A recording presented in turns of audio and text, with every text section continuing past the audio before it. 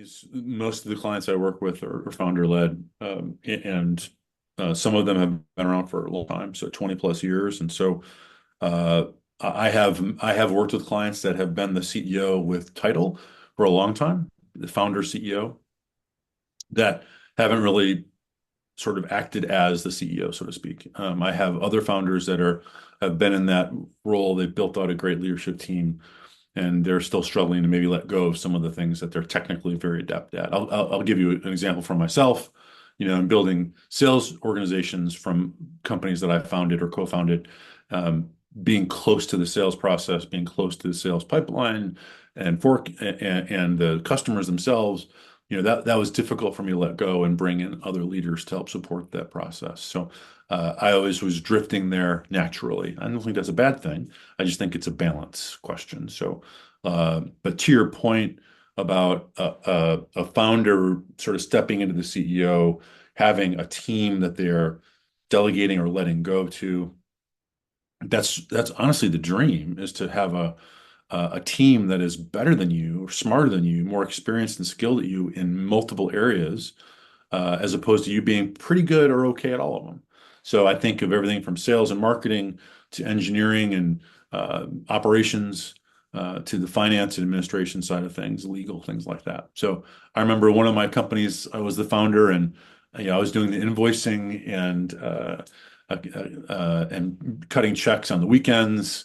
And the first thing I was so excited to find and hire a director of finance, because I was able to let some of those things go. So that was easier for me.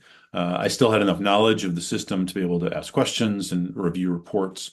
And so I didn't let go totally, didn't abdicate that work, but being involved in that because of my knowledge of doing it prior was really helpful to help manage and guide that piece of the business.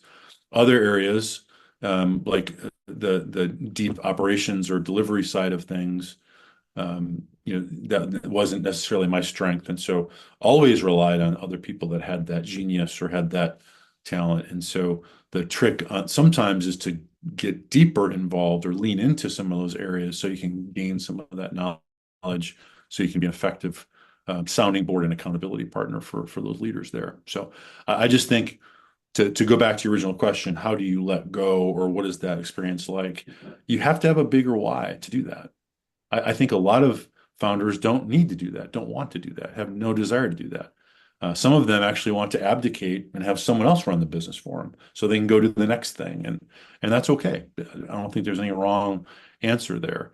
The challenge becomes, though, when you want to grow and scale or have a, a, a great leadership team filled with top talent, and then you're still getting in the way or showing them how to do it when they know rather well how to do it. So that dynamic, when you're becoming the lid on leadership and you're not allowing that to grow, is the thing I would look out for. If you're in that situation, I think you've got to go back to your why. Why are you growing this thing, scaling it? What are you trying to achieve?